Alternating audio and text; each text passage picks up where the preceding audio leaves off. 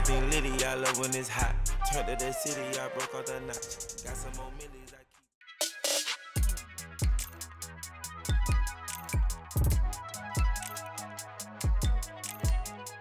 What is going on, you beautiful bastards? It's your boy Seta Reacts. We're back with another reaction. Today we got the Rollercoaster Rise and Fall of Minilad. I saw that on my homepage a couple days ago. And I thought, you know, I watched the other drama videos on what happened to Mini. This one seems to be a longer format, and I've heard that Sunny V2 is pretty good with these, so let's give it a shot, right? Let's give it a shot. Anyway, I hope you guys are ready for this. I'm ready. Let's get it. Let's go. Alright, welcome everybody back to Amnesia. This is old. Thank you everybody for 3K. I just hit it like half an hour ago, whatever. Welcome to my Q&A video. This one being for 5,000 subscribers, and that's a crazy number. I did an Omegle fan meetup for 100K, so... Yesterday I hit 300,000 subscribers, which is a crazy amount. I really can't thank you guys enough. I want to thank you guys so much for 500K. I'm going to hit this later on. Thank you guys honestly so much for 1 million subscribers. 2 million subs! Guys! Thank you all for 3 million subscribers. It's 5 million subs. it's a number that just doesn't make sense anymore. The fact that I'm half... for the last month or so, you may have noticed that I've been away. I went on this mental health journey. I realized that there's a lot going on in the world. And I know I just... The internet. Judge, jury, and executioner. An audience of individuals who are compassionate to those who follow the rules while simultaneously brutal to those who break them. Say the wrong thing, do the wrong thing, or follow the wrong path, and they'll wipe you out of the game without a shroud of remorse. Now, the creator we'll be looking at today is an interesting case study, as he's one of the very few YouTubers who's had the opportunity to observe both sides of the coin, almost in equal par. From an overwhelmingly respected gaming YouTuber pulling 40 million views per month alongside some of the biggest names in gaming, to a mere clown rejected by the very audience that made him so famous in the first place. An individual full of so much potential, building, growing, expanding before... one or two stupid choices derailing a lifetime of hard work. This video will cover the whole story, from a nobody to a creative ideal to a clown in the laughingstocks bound for the graveyard of dead creators. Join me as we cover the rise and fall of Craig Thompson, aka Minilad. And what made you want to get into YouTube, and what was the first video uploaded? What made me get into YouTube was a few friends in school told me about this guy who was on... I want you to cast your mind back to early 2011, a time period representative of rage comic memes, the popularization of the iPhone, and where the only political debate was whether Black Ops 1 or Modern Warfare 2 was the better Call of Duty. The rise of internet accessibility brought about the opportunity for simple-minded individuals to share content on what was a very much new, rising popular media at the time, YouTube.com. At the time, YouTube was nothing in comparison to what it is today. But as previously mentioned, what it was doing was providing an opportunity to a small group of unique individuals looking to pursue a career in video creation. One of these select individuals was a simple 16-year-old high school student from Northern Ireland by the name of Craig Thompson, who at the time would have never expected the roller coaster of a journey he would encounter by taking the road less travelled. After being inspired by one of the early YouTube trolling video legends, Call Me Kevin, Go and sell the game, you f***ing knob. No, I just bought it, and I'm actually really enjoying it. It's a good game. Craig Thompson, aka Minilad, was inspired to create some similar content for himself. So I thought, right, this is what I want to do. I want to sort of make videos and try and entertain people. Wasting absolutely no time, Minilad got exactly what was needed to begin his content creation journey. So I got myself a TV and a PVR, and I just went for it. The collection of required equipment was HD followed by PVR, the creation of his YouTube channel name, which, similar to many other Call of Duty YouTubers at the time, came from Craig's gamertag. Minilad explained that the name came from a scenario where another friend already had the name Craiglad and decided to use Minilad as a replica. He ensures that the word Mini comes from the fact that he's younger than the other Craig and doesn't reference his height, being apparently 6 foot or 6'1". How tall are you? I'm about 6 foot, 6'1" or something like that. But because my name is Minilad, people sort of assume I'm like 4'3" and just a complete midget. However, after seeing him stand next to Mini Minter, who is apparently 6'1", I'd question the legitimacy of his statement. However, Craig Thompson's height, or lack thereof, had no impact on his ability to begin pumping out content, because it wasn't long after the creation of the channel that the uploads would begin. Yeah, bro, why am I getting Quarry cinematics? Minilad's first upload was on the game Call of Duty Modern Warfare 2 in early 2011.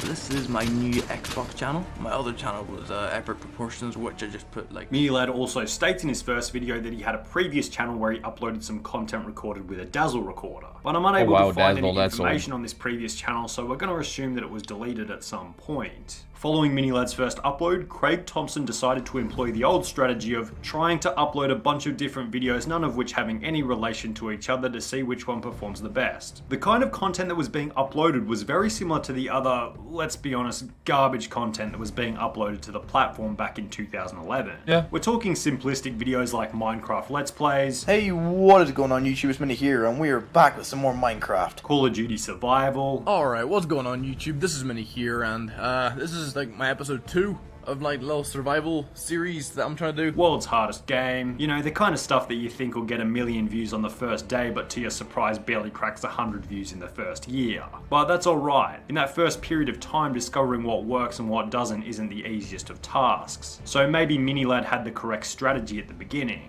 But despite possibly having the right strategy, none of these videos worked all that well, as after 6 months of pumping out content, Minilad had only reached 300 subscribers. But 300 was still better than 0. That's and while good. 300 subscribers was not nearly enough to rival someone like PewDiePie, it was still enough for him to get noticed by a significantly larger YouTuber by the name of iHasCupquake. This week's Gamer of the Week is a Minilad. I could tell that he puts a lot of work into his channel. He really loves games. He loves to help others. But yeah, if you guys like him, subscribe to him. I'm sure he would appreciate some loyal subscribers, some active subscribers. After being shouted out by iHasCupquake, Minilad went from 300 to 700 subscribers overnight. That's big. A number that he found to be mind-blowing at the time. That's So I big. think for that video, like 300 subs, like 700 subs, like overnight, I remember like screaming, like, because obviously when you double in subs, no matter what sub size you're on, you're like, ah, it's happening! Now, doubling your subscriber count in one day is an excellent situation for any YouTube channel, but there was still a bit of an issue here. Minilad still had no real theme going on with his channel. The strategy was still just kind of post whatever I'm feeling like posting. A move that the most dedicated fans would respect, but would simply confuse the new subscribers as they wouldn't really know They don't know what to expect. what's going on. It was clear that Minilad had the problem of having no clear theme on the channel. But this problem wouldn't last long, as it was shortly after that Minilad would figure out a video type that he loved to make while also benefiting the growth of his channel tremendously. Trolltages. I've started my first Trolltage video last week, and I'm gonna try and make that a weekly thing. I normally don't like to do schedules or whatever, but I'm really enjoying doing Trolltages. I'm gonna be honest with you, it's like a new love.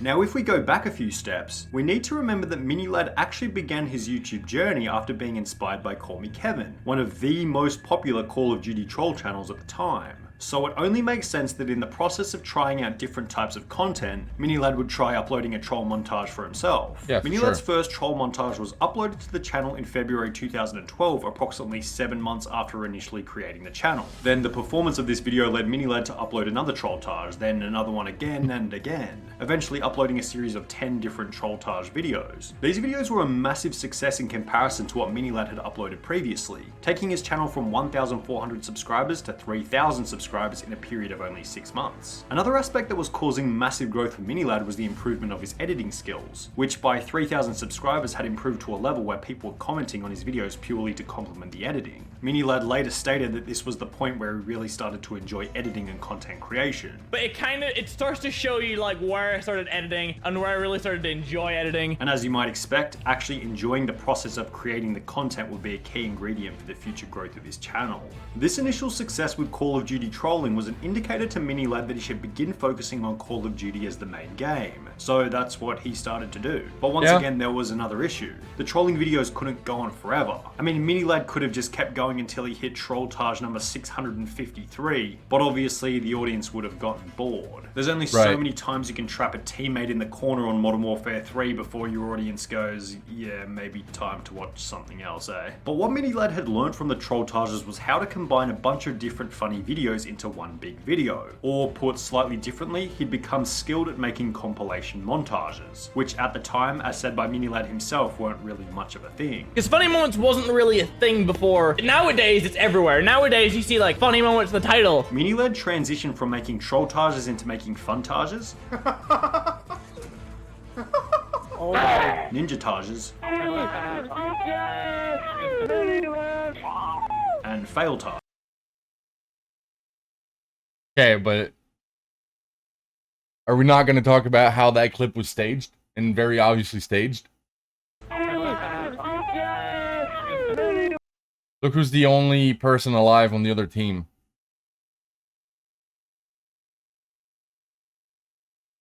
I mean, this is 100% a staged clip. Come on, man. And failtages.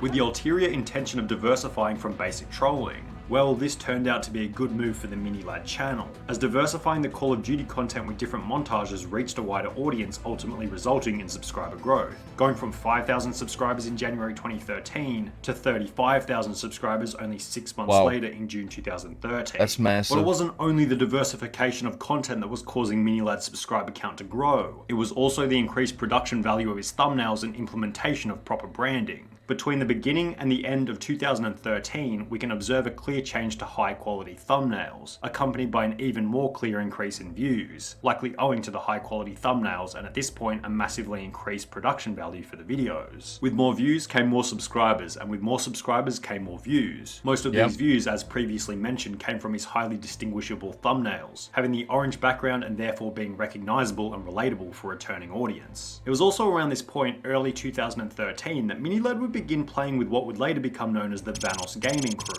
The Vanos Gaming Crew was a group of YouTubers that would all collaborate on a regular basis to ensure cross-growth of each individual channel. This chart put together by Banos shows all the members of the group, as well as their subscriber counts by date in the bottom right-hand corner. If we pause the graph in early 2013 when Minilad began playing with them regularly, we can see that there were many YouTubers with larger audiences providing ample opportunity for the personal growth of Minilad. And this is exactly what happened. Watching the graph in fast motion, we can see Minilad go from 35,000 subscribers in mid-2013 to 200,000 by the end of 2013, only 6 months later. And it's not like the growth stopped there. By mid-2014, it was extremely rare for Minilad to be getting less than 500,000 views on a video, with many getting north of 1 or 2 million views, mainly owing to the hilarity of the videos and notoriety of the individuals that he was collaborating with, such as Vanos Gaming, who had over 7 million subscribers at the time. Then by late 2014, Minilad hit 1 million subscribers. And just before the video starts, I just want to thank you guys honestly so much for 1 million subscribers. Then 2 million subscribers. Also,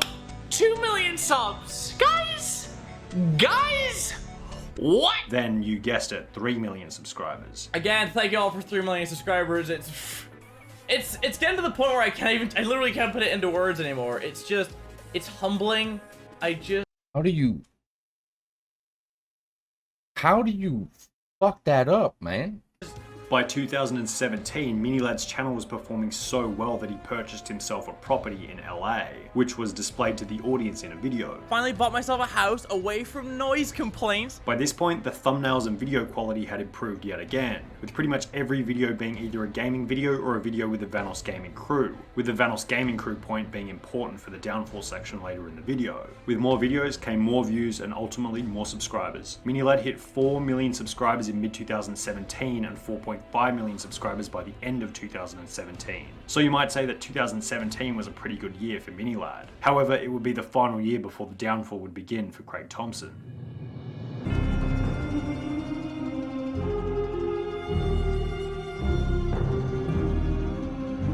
In 2018, subtle signs began to show up here and there, hinting at a change in Minilad's behaviour comparative to his previous years on the platform, most specifically relating to his relationship with the members of the Vanos Gaming Crew. The amount of videos posted with the crew had almost dropped to 0, and fans began to notice that Minilad no longer played with the group that had helped him become so successful in the first place. With all this in mind, a donation was made during a Mario Kart stream asking why he was no longer playing with the group. Because I don't play Gmod anymore.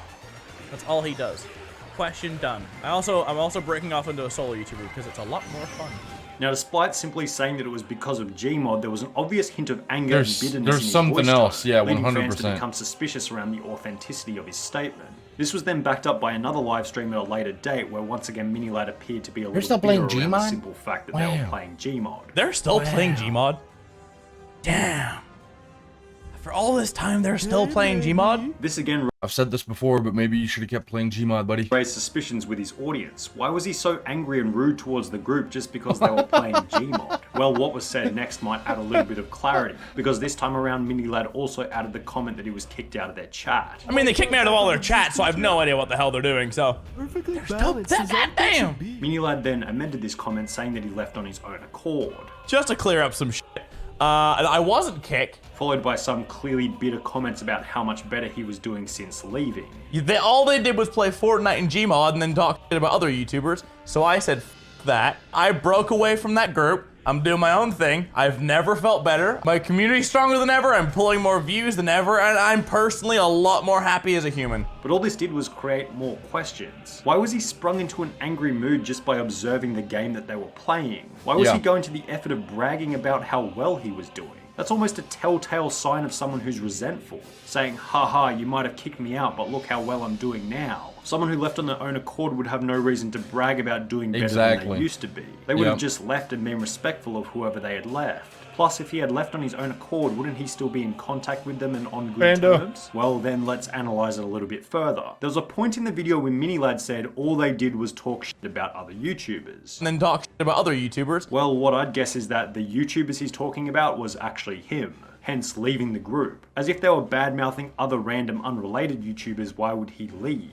It's not like Minilad was some moral saint that would leave the group because they said something rude about some random YouTuber. The only reason you'd actually go to the effort of leaving the group if they were talking about you specifically. So here's how it probably went down. Vanos crew was gossiping about Minilad. Minilad got angry and left on his own accord, but was clearly resentful towards the group from that point onwards. But here's where Minilad made the mistake. Instead of just accepting that sometimes people talk dirty about each other and being a man, moving on and staying in contact with them, he got resentful and as a result alienated the whole group by bad-mouthing them on stream. 100%. Why not invite Mini? I'll tell you why.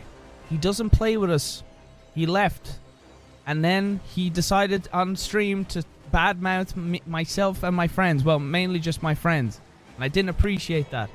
So, I don't play with the guy lately. At a later date, Minilad stated that he was patching things up with the Vanos Gaming guys. I got to finally meet up with Brian. We're figuring things out. You know, we talked backstage at Evan's show and we shook hands and we're going to work on it. So, like, you know, I miss the dude. And it's good to see things coming together. Which was shut down by Terrorizer afterwards, saying that the statement wasn't true. So yeah, I don't particularly want to work with the guy. I know he made a video saying we're patching things up, which is not true. I feel like he says things in order to kind of get flack off his back. Now this whole scenario was the beginning of the end for Minilad for two main reasons. One subtle reason and one more obvious reason. The subtle reason was that Minilad was publicly displaying his proclivity for lying to his audience in order to save his own reputation. Saying that he was patching things up with the Vanos crew when he clearly wasn't. Yeah, but you don't even need to say that. You just let it die, man. Stop talking about it. Saying that he was kicked out by them when he wasn't, being unclear about why he was angry and bitter towards them, pretending that it was for some unknown reason that he left when it was clearly because they did him wrong in some way that he wasn't willing to admit, possibly because he realized that it was so petty that coming out about it would ruin his own reputation. Death by 1,000 cuts, with each cut relating back to why Minilad wasn't all that trustworthy as a person. And the audience began to notice. You can tell when you're being lied to. And when you get found out, the audience loses instant respect. Exactly. Now, the more obvious reason for why this might have been the beginning of the end was that Minilad was alienating a whole group that could clearly help with his growth into the future. Now, obviously, it's impossible to quantify, but what percentage of Minilad's 5 million subscribers at the time had come from collaborations with other huge YouTubers in? Well, he was doing well on his own. You know, worlds apart of how well he was doing when he joined the Vanos crew. That was a lot better. But he was doing decent on his own. That being said, you can't quantify that because the boost the Vanos crew gave him is essentially everything, right? You don't know if it would have crashed and burned when he was on his own. So most likely, you know, you can only attribute it to what you know, and what you know is all of it. In the group. Vanos, H2O Delirious, Wildcat having 23 million, 11 million and 6 million subscribers respectively at the time. When you go from consistently playing with other insanely large creators to going out and doing your YouTube mission solo, a slowdown in growth is almost inevitable, which was exactly what happened following Minilad's beef with the crew. Because by September 2019, following all the drama as well as a self-proclaimed drop in video quality, I just didn't feel like the videos were good enough. Minilad's subscriber growth halted, stagnating at 5.74 million. Yeah. Now, what's interesting to me is the fact that Minilad subscriber growth halted in September 2019, as this was a date before the true tsunami of drama would wash over the Minilad empire. On the 29th of December 2019, Minilad uploaded a video as he normally would, but following the video, didn't upload anything in January or the start of February for that matter. After 52 days of not uploading, Minilad released a video on the 21st of February 2020 titled Why I Left. It's been a minute. It's actually nearly been 2 months since I uploaded a video. Minilad explained that he had broken up with his girlfriend. Sammy and I broke up. I'm not gonna get into too much. Which is a fair enough reason for not uploading videos. That would have been a tough thing for anyone to go through. But his other reason for not uploading, yeah, the reason they broke up is different though. The wrong way. For those who've been around for a while, like I said before, I struggle a lot with mental health issues. You know, it's not something to just kind of brush aside. It's something that you need to take seriously, otherwise it's going to catch up with you, and that's exactly what happened. Now, I want to be a bit careful with what I say about this, because I mentioned this in the Sky Does Minecraft downfall video, and goddamn, I could have never expected the level of backlash from commenting on someone's depression, but here we go. If you're going through some mental health issues, that sucks, of course. But using it as a victim card for why your videos haven't been doing as well is truly pathetic. The respectable person is the one who is going through hell and has the nobility to deal with it on a personal level, not to use it as a public excuse for your behavior. When YouTubers, especially male ones, come out about mental health problems to their audience, it's usually to the detriment of their own channel. And that's all we'll say about that. Following Minilad's mental health break, he continued to upload videos but failed to see any subscriber growth. In short, no one cares about men's mental health. And it's sad, maybe they should. No one gives a fuck. No one. Not one person. It is what it is. Staying at 5.74 million subscribers during the 4 months between February 2020 and June 2020, at which point 2 sets of allegations towards Minilad came out on Twitter, which would prove to be the final nail in the coffin. I was manipulated and completely used by Minilad, aka Craig. On the 23rd of June 2020, at the peak of the second rise in the Me Too movement, 2 women came forward on Twitter with stories relating to Minilad and sexual misconduct that took place back in 2017. The Twitter post basically outlined the fact that Craig had spoken with them sexually and even attempted to meet up with one of the girls, despite the fact that he knew that they were both underage at the time. I was 16, 17. Following the release of the statements, Minilad released a statement himself confirming the allegations, also taking another 1.5-month break from making content. Now, despite the publicity of the allegations, Minilad surprisingly didn't lose many subscribers in the beginning, only dropping 10,000 in the 2 weeks following the incident on Twitter. His first video following the break was once again a mental health pity party. My mental just took a turn for the worse, and I know I needed to get back. I needed to be around the ones who I love. I wanted to work on myself. The problem is blaming mental health for that is wild. My mental health journey. I got myself into therapy for the last month. Giving absolutely no attention to the allegations while simultaneously blaming what was going on in the world for his problems rather than taking personal responsibility for his actions. I went on this mental health journey. I realized that there's a lot going on in the world. And I know I just need to step away, and I know I just need to take care of myself. The video ended up with a 50% dislike ratio, accompanied by almost every comment having something to do with his inability to address the problem of play. Yeah, mental health is what they're calling it now. Then the next video had an even worse like ratio, with even more comments talking about how he's ignoring the elephant in the room. Well, after this one, on the 3rd of September 2020, the pressure was too much and Minilad gave in to making a video about the allegations. Now that some time has passed and I've had time to reflect on everything and get a grand scope of everything that's been going on, I wanted to set the record straight. The video addressed the allegations, but as you might guess, the audience didn't really buy it, with many comments relating to the inauthenticity of the video, with the audience opinion supported by the like to dislike ratio. Now, it's questionable as to whether this video was a good choice for his channel, as it seemed to be somewhat of a catalyst for his subscribers falling off a cliff, going from 5.74 million just before the allegations to 5.48 million at the time of this video. Minilad has continued uploading as if nothing ever happened. However, the dislike ratios are a pretty good indicator of how his audience currently perceives him. I'm gonna be honest. The problem is the 13K here. Why is there 13K that are fine with that? Why do some of you keep supporting this guy? Keep giving him a platform? The problem is that he had a platform and used it to do these disgusting things. So why keep giving him a platform? We don't want to repeat. I don't want to repeat. Why is he still uploading? Why is that fine? Audience currently perceives him. So, as always, we'll finish the video by answering the ultimate question. What caused the downfall of Minilad? His actions. Well, in some cases it's a bit of a grey area, but I think in this one it's pretty crystal clear. A failure to take responsibility for various long-term upload breaks, being Does not matter. resentful and alienating a former group over the most Does not matter. petty of reasons. Then the most obvious one that sticks out like a sore thumb, soliciting sexual activity with multiple minors before they would come forward on Twitter. That.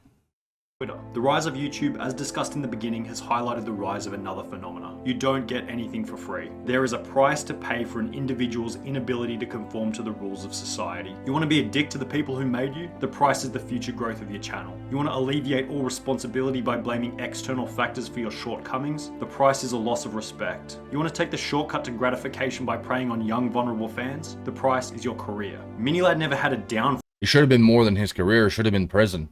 He's simply paying his debt to society for his shortcomings, and he's socially bankrupt. He has no value left. He's done. His goose is 110% cooked. Second chance or no second chance, the internet is judge, jury, and executioner. And the verdict for Craig Thompson's YouTube channel is death. Use Minilad as an example. You don't get away with anything, ever. Yep. Yeah, I mean, I couldn't have said it better myself, you know? But the problem is, this motherfucker's still uploading. You know? This motherfucker's still uploading. That's the problem. And I mean, yeah, it streamed 2 days ago.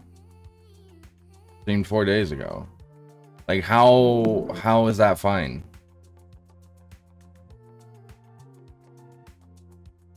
Like, why? Like, why though? Like, it's so bad. I don't understand. Okay, well, I'm gonna leave the original in the description. That was a really good video from Sunny V2. I'll subscribe and like. You see how easy that was? Those 2 buttons. I just clicked on them and poof, magic. I supported his channel. So if you want to support my channel, that would be the way to do it right there. Leave a like, leave a comment, let me know what you'd like to see next on the channel, and subscribe. I'd really appreciate that. But yeah, no, as per usual, you know, I'll see you guys in the next video. Please let me know what you want to see next on the channel. This was a better video, I think, than the other 2 we watched, and then I'm done with this. I don't want to hear anything about this guy anymore. So I'm gonna leave it there. But yeah, no, it was your boy Said Reacts. I hope you guys have a fantastic rest of your day. I'm out. Peace.